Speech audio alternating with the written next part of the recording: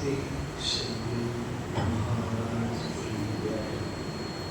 श्री सद्गुरु महाराज की जय। श्री सद्गुरु महाराज की जय।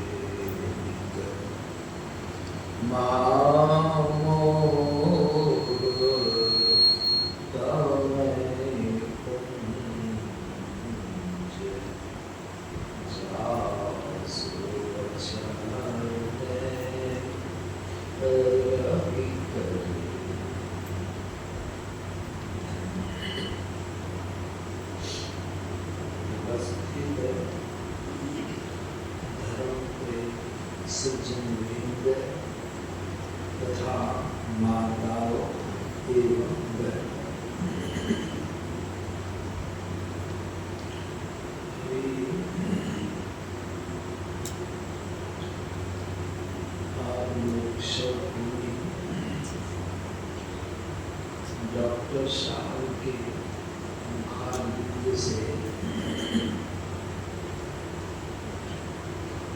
मेरे संबंध में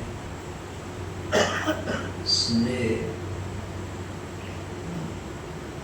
जो उन्होंने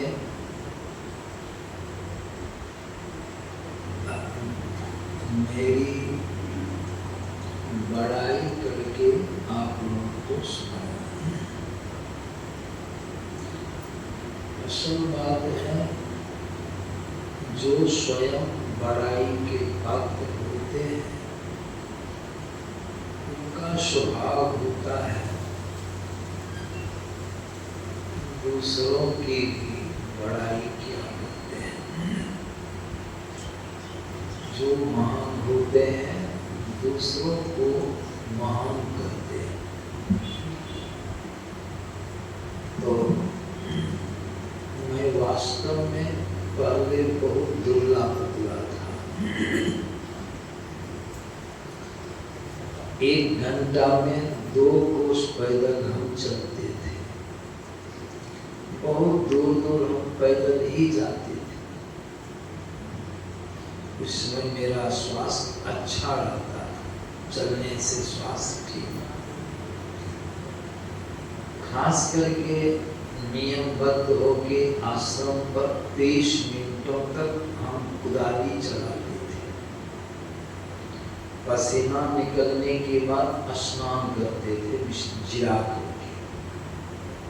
आश्रम पर अधिक रहते थे। खुरपी भी चलाते थे।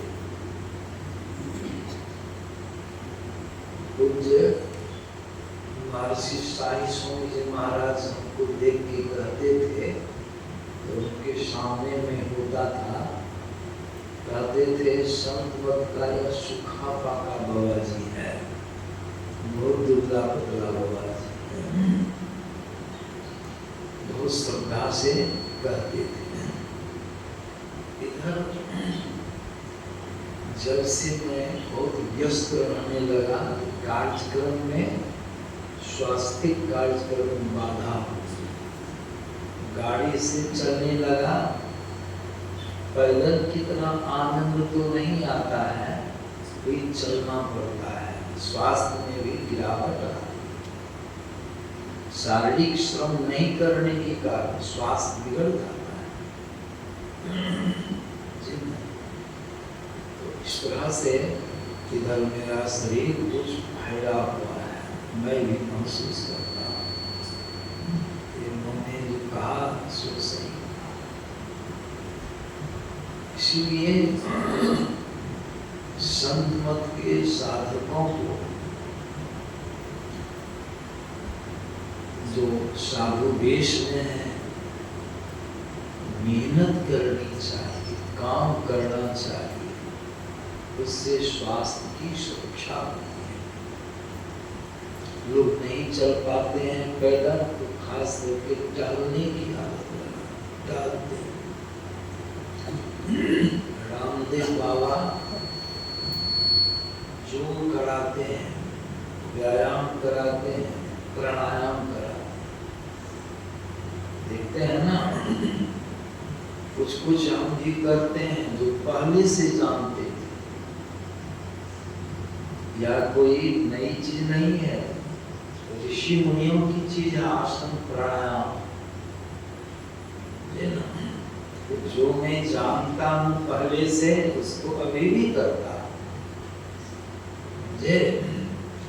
आजकल कुछ नए ढंग से करवाते हैं, हाथ ऊपर नीचे करवाते हैं, जाता पीसने की तरह हाथ को करवाते हैं।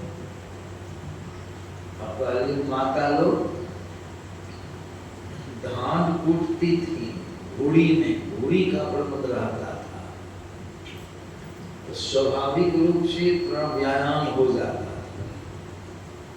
हम लोग, मैं भी बहुत वर्षों तक कुआं से पानी भरा बाल्टी से, उसमें व्यायाम होता है कि नहीं? जाता पीसती है माता लोग, आटा गेहूं पीसने के लिए, दाल दरने के लिए उपलब्धि भी हो गई और व्यायाम भी हो गया, स्वास्थ्य। आप तो सब व्यवस्था खत्म हो गई है, समझे ना। हर जगह शरीर पलाण होते जा रहा है। पहले माता लोग रसोई घर में बैठ के भोजन बनाती थी, अब बैठ के बनाती हैं अपने किचन रूम में, कुछ भी खड़ी खड़ी होके गैस चूल्हा पर। हम अभी भी लकड़ी पर का भोजन चूल्हा पर का खाते हैं, खास लकड़ी है, गोईठा है, आश्रम 2-3 वर्षों का गोईठा। इस तरह से हम लोगों को स्वास्थ्य का ख्याल रखते हुए, संसारिक कर्तव्य कर्मों का पालन करते हुए, गुरु महाराज की आज्ञा के मुताबिक त्रिकाल संध्या तो निश्चित रूप से करना चाहिए। मालूम हुआ है कि यहाँ ध्यानाभ्यास का समापन हुआ, शिविर का समापन हुआ, ध्यानाभ्यास का समापन नहीं हुआ है। तो अभी हम लोग सब कोई रामायण जैसे पाठ श्रवण किए, उसमें पहले सुने गुरुनिषाद को लक्ष्मण जी समझा रहे हैं। गुरुनिषाद ने थोड़ा कहा, उस दुखद दृश्य को देख करके गुरुनिषाद को बड़ा दुख होगा। मित्रता थी, मित्र के दुख को देख करके दुखी होना मित्र का पहला लक्षण। तो सबों के दुख दर्द को देख करके निशांत को नहीं रहा गिरा, तो लक्ष्मण जी से कर भैया लक्ष्मण, माता कैकेयी के कारण ही ना आप लोगों को इतना दुख भोगना पड़ रहा है। बहुत पापिनी है, निर्दयी है, उसके कारण ही आप लोगों को इतना दुख भोगना पड़ता। एक सीता जी पत्तों की शैया पर सोई, राम भगवान, हम लोग कभी सोए हैं, कोई सोए होंगे पत्तों की शैया पर, उतनी बड़ी दुख। सीता जी साधारण नारी नहीं थी। आज राज दरबार में रहने वाली, कोमल शैया पर रहने वाली और पत्तों की शैया पर सोई राम भगवान, उसको बहुत बुरा लगा। लेकिन लक्ष्मण जी उनकी बातों को सुनते लिए सुन तो लिए, लेकिन उसमें समर्थन नहीं। बहुत प्रेम पूर्ण भाव से निषाद राज को समझाने लगे। यद्यपि निषाद ने कोई बेजाय नहीं कहा, लौकिक दृष्टि में, संसारिक दृष्टि में, साधारण ज्ञान में, माने हम लोग के ज्ञान में तो कई सही दोषी है कि नहीं है? सही दोषी। अगर कई ऐसा वरदान नहीं मांगती कि तापस वेश विशेष उदासी 14 वर्ष राम वनवासी, वरदान को ही मांगी थी, भरत को राज तिलक, राम को 14 वर्षों का वनवास। दशरथ जी के तो होश ही उड़ गए। दशरथ जी कई को रात भर मनाते रह गए, वो भगवती। अंत में दशरथ जी कहते हे कई, प्रथम वरदान तो तुम्हारा मैं मान लेता हूँ, लेकिन दूसरा वरदान जो है उसको तुम लौटाना। बहुत तरह से समझाए, लेकिन कई मान नहीं, विचार। ऐसा क्यों? वही कई कुछ ही दिन पूर्व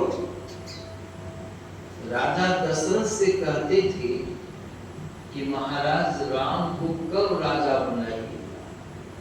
तब राम युवराज पद पर प्रतिष्ठित होने के योग्य हो गया है, महाराज शीघ्रता से राम को अब राजा बनाइए। भरत से बेसी प्यार राम से करती, बेसी सम्मान राम को देती, बहुत मानती। क्या भी सोचने का विषय है। लक्ष्मण जी ने भी मुझसे नहीं कहा, विचारणीय विषय। ऐसा क्यों हुआ? 4 दिन पहले, 3 दिन पहले वही कई राम को राजा बनाने के लिए दशरथ जी को तंग करती थी, लेकिन आज वही कई है जो आज राजा को कौन कहे, राम को 14 वर्षों का वनवास तपस्वी वेश विधान करना।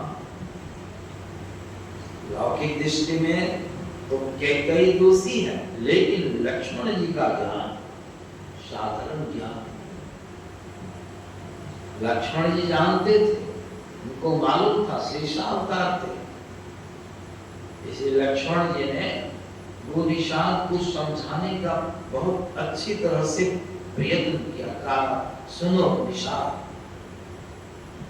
जानो तब बोलो, नहीं जानो किसी बात को, किसी तथ्य को मत। बहुत प्रेम से बोले लखन। कैसा बोले? लखन साधारण संत बोले नहीं, बोले लखन मधुर मृदु वाणी। साधारण वाणी नहीं थी, मधुर मृदु कोमल मीठी वाणी। दुर्वास की वाणी माया है। अरिल में पढ़े होंगे, हम सत्संगियों को भी उन्होंने सीख दी है। कहते हैं सत्य सहाता वचन कहिए, चोरी तज दीजे, तजिए नशा व विषाद था हिंसा नहीं कीजिए। सत्य सहाता, सत्य हो और सुहाने वाली वाणी हो तो बोलिए, सत्य हो और जो सुहाने वाली बोली नहीं उसको सत्यम ब्रूयात् प्रियम प्रियम ब्रूयात्, ना ब्रूयात् सत्यम अप्रियम। सत्य भी हो और प्रिय भी हो। तो लक्ष्मण जी ने कैसी वाणी में कहा, निषाद राज को समझाया बड़ा प्रेम से, बोले लगन मधुर मृदुवाणी ज्ञान विराग भगति रस धाम। कई वाणी कैसी हो जिसमें ज्ञान, अनुभव ज्ञान, सब ज्ञान, विराग, संसार के विषयों से विरगाव, अलगाव। बोले लखन मधुर मृदुवाणी ज्ञान विराग क्या। पहली चौपाई में उन्होंने कहा, काहू न को सुख दुख कर दाता। कोई किसी को सुख और दुख का देने वाला नहीं। तब कभी निज कृत कर्म भोग सुनो, अपने किए वे कर्मों का परिणाम जीव को होना। निषाद तुम नहीं जानते।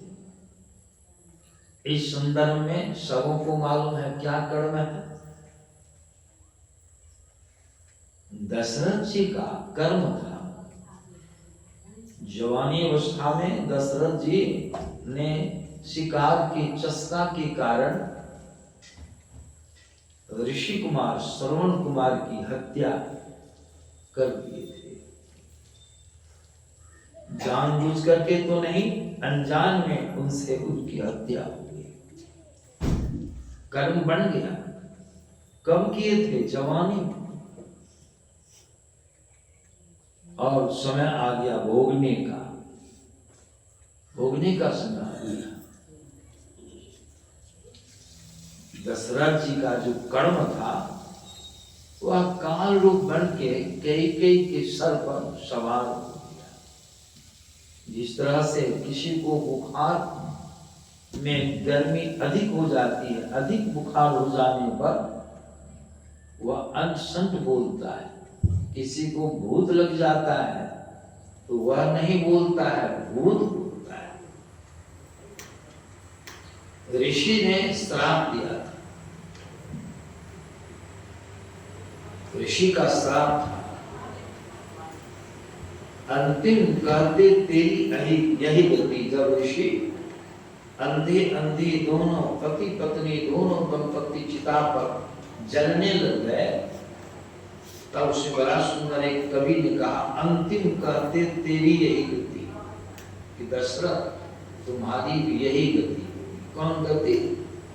जैसे मैं जग से जाता हूं, जिस तरह से पुत्र के वियोग में अत्यंत व्यग्र होकर व्याकुल होके मैं शरीर का त्याग कर रहा हूं। दशरथ तुम्हारी श्राप, श्राप भी फलित होता है कैसे?